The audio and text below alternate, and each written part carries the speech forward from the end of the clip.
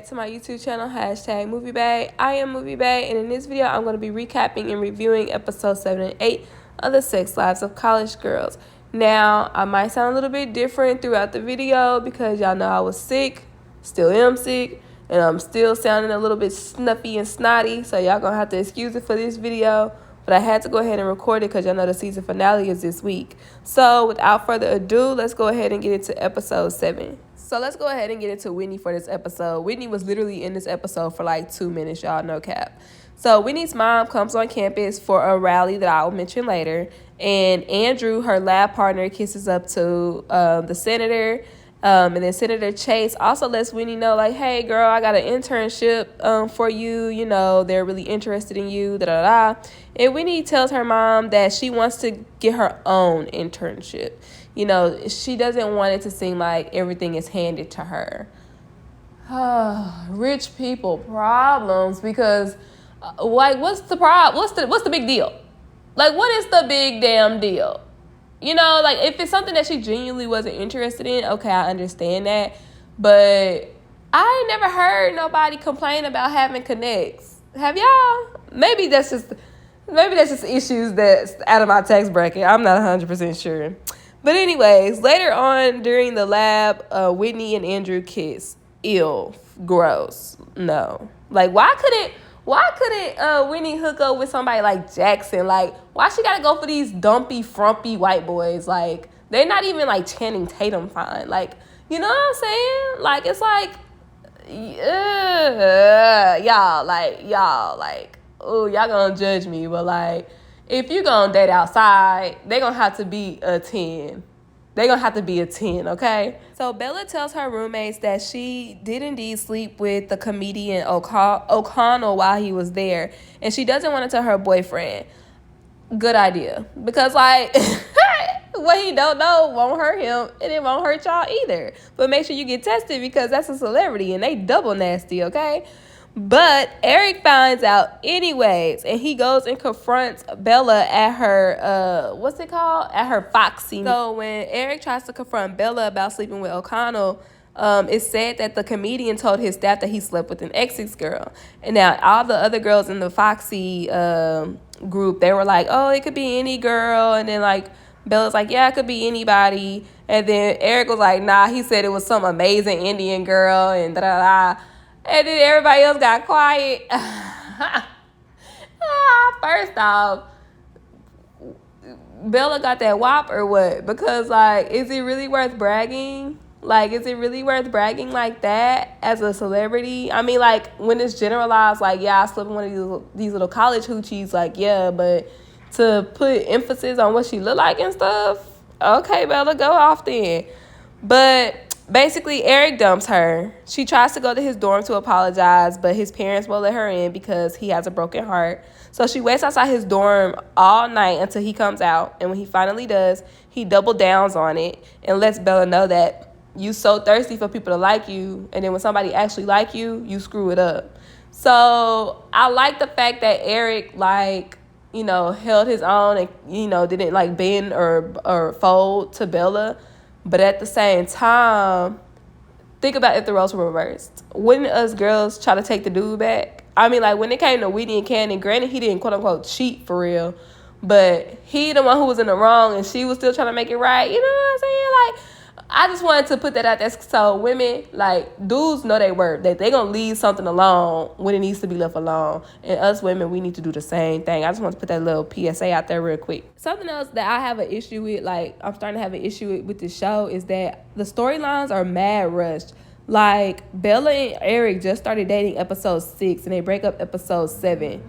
Kanan and Whitney started dating episode 6, and they broke up episode 6. So it's like the storylines that should take a season to get through, they're literally taking one episode. So it's giving they're not going to get renewed for a season 3, and they just want to wrap these storylines up, or they have a lot of things they want to talk about, so they got to wrap all these storylines up. I really feel like this show could benefit from longer episodes.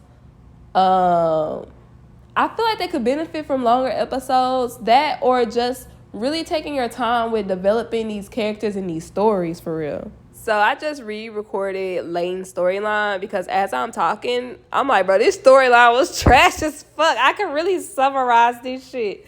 So Layton feels inferior to Tatum, so she's been playing hard to get.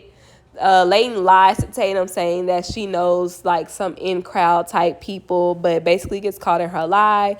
Tatum, cause see, I have to summarize it because it wasn't even that interesting. So Tatum is like, girl, I know that I'm cooler than you. You don't have to lie. I already like you. Okay. Ooh, cute. Yay. All right. All right. Now, Kimberly had the bulk of this episode. So let's go ahead and get through her storyline. So Kim and Jackson have been having loud, obnoxious sex. And like, I really don't like this because like he's your neighbor, and then like if y'all break up, then you gonna be hearing who he have sex with because you already know he be having sex loud as hell. All of Exit's Eatery are going on strike for not receiving a raise since 1988. Jackson sees Kimberly at her protest and he gives her a little kiss, and then he goes to the dining hall to eat. Now Kimberly notices it, but she doesn't say anything about it at that time. Now Kimberly calls Whitney's mom, Senator Chase, to ask if she could come speak at the union's protest, and she does agree to come. Kimberly takes control of this rally, and Senator Chase is impressed by it. She also lets Jackson know later that he needs to support her in her decisions. And when it came to that, I was like, hey, we just smashing? Like, what am I supposed to eat? Like, we not in a relationship. Why I gotta do all this extra stuff if we just smashing, you know? So it was kind of giving, like, couple behavior and we not a couple type thing. Yeah. But at the rally, Senator Chase kind of receives backlash for quoting a slave owner. And she tries to leave, but Kimberly talks her into spinning the narrative and continuing the rally, which ends up being a success. So this could be like a little segue into Kimberly getting into politics or something like that, and possibly an internship with Senator Chase, because she kind of was like a natural at organizing this event, and it really impressed Senator Chase. Now let's go ahead and get into episode 8, which was a little bit better than episode 7. I ain't never seen a season have so many filler episodes, but here we go. Jackson comes to visit Kimberly at work, and her coworkers call her out for being shallow. So all episode, Kimberly is trying to see what her and Jackson have in common, and she can't find anything. But Jackson tells Kimberly that he doesn't want to date someone that's exactly like him, and that basically confirms that they're in a relationship. Are we here for this, y'all? Leave a comment down below. Are we here for Kimberly and Jackson? I feel like Kimberly needs to be single. She got a lot of shit going on right now. She needs to figure out how she gonna be paying for school, okay? Boys is the last thing you need to worry about unless that boy is paying you. Y'all, I recorded this storyline twice already because I feel like I'm just trying to stretch it out because it ain't nothing to talk about for real. Bella's cousin Priya comes to visit, and I think she got into Essex for next year. Priya's really pretty, and all the boys like her, and Bella's roommates like her too, so Bella is jealous. Boom. They make up at the end of the episode, though. Anyways, I'm excited to see Priya on this show, but I do feel like this is a character they could have brought in later, like in later seasons, like hypothetically, like the end of their senior year, to introduce a new generation of, you know, girls or whatever to the show. But like I said, they're acting as if they are not going to get renewed for another season. So I don't know. Let's go ahead and get into Whitney's storyline. So Whitney tells the girls that she slept with Andrew, her lab partner. Now, when she goes to tell him that, you know, they can't have sex again, he agrees. But of course, they sleep with each other because, I don't know, detesting one another is a turn on. Whatever. Oldest trope in the book. Whitney's friends call her out about her downgrade, boom, and tell her that if you want to stop having sex with this boy, how about y'all meet in public so y'all can stop having sex? So they decide to go study in the library, the public library. But of course, they find a corner and they end up having sex. But this is the part that made me literally yell. Kanan walks in on her and the other boy, Andrew, having sex in the library. I was like, oh!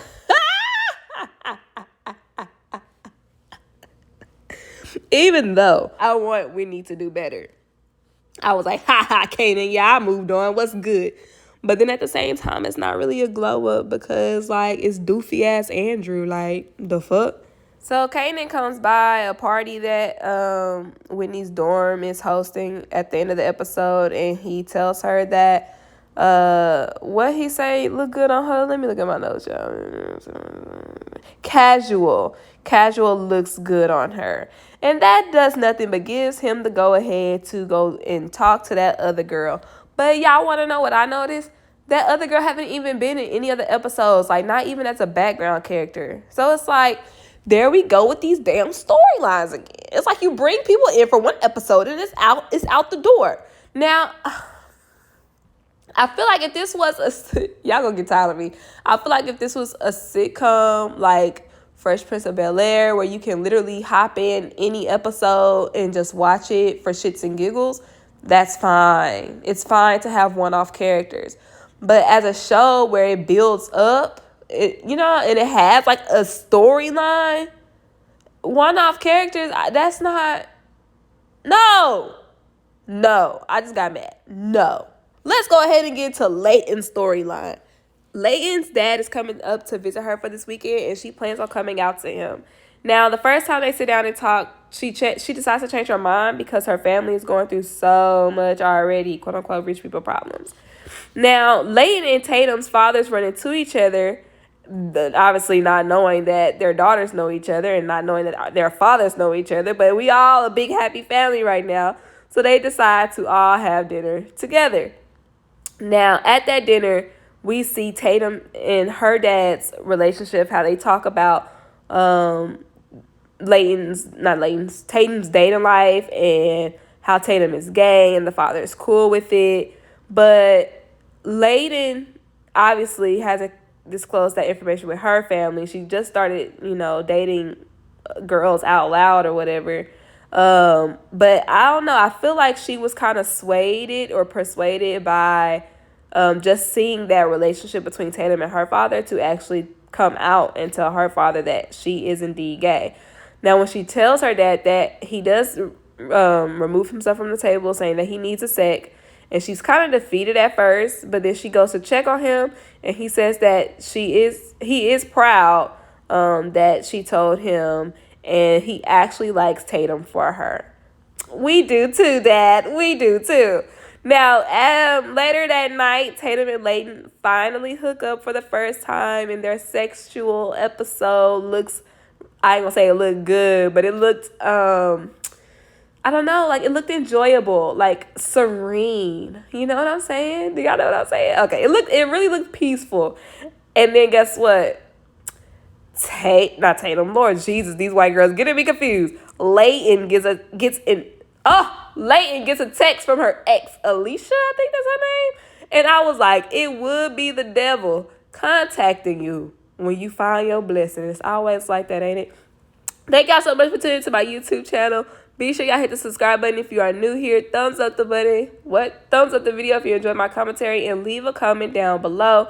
Do y'all like Tatum and Layton together? I really, really do.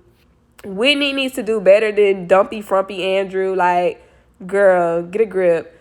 Kimberly needs to focus on school, and they need to flesh out Bella's storyline more, especially for the creator to be Mindy, which I feel like Bella is Mindy's storyline, and it's like, how can't you write a story about yourself? I don't know, but Bella's storyline needs to be fleshed out because it was getting interesting, and then it went right back to being boring.